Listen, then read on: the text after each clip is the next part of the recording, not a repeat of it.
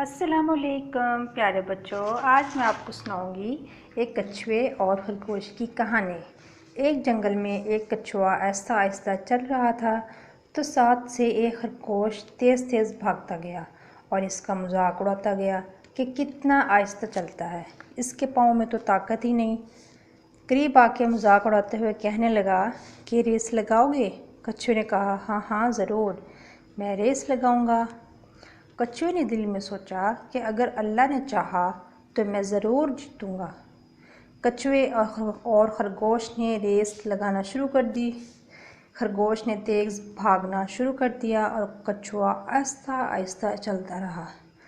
کافی آگے جا کر خرگوش نے پیچھے مڑ کے دیکھا تو وہ بہت آگے نکل چکا تھا۔ اس نے سوچا کہ کچھوا تو ابھی بہت پیچھے ہے، کیوں نہ میں تھوڑی دیر آرام کر لوں، پھر آگے نکل جاؤں گا۔ یہ سوچ کر خرگوش ایک درخت کے نیچے لیٹ گیا اور اس کی آنکھ لگ گئی۔ کچھوا جو محنت اور امید کے ساتھ آہستہ آہستہ چل رہا تھا،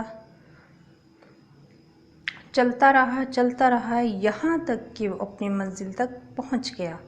خرگوش کی جب آنکھ کھلی، اس نے ادھر ادھر دیکھا اور تیزی سے منزل کی طرف بڑھا۔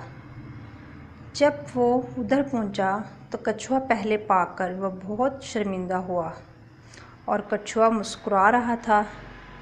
دیکھا بچوں، آپ نے زندگی میں جو بھی لوگ دوسروں کو کم سمجھتے ہیں اور محنت نہیں کرتے وہ کبھی کامیاب نہیں ہوتے، اور وہ لوگ جو محنت کرتے ہیں اور اللہ پر یقین رکھتے ہیں، اللہ ان کو ضرور کامیابی کے ساتھ ان کی منزل تک پہنچاتا ہے۔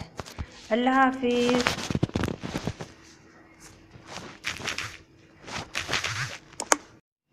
السلام علیکم پیارے بچوں، آج میں آپ کو سناؤں گی ایک کچھوے اور خرگوش کی کہانی۔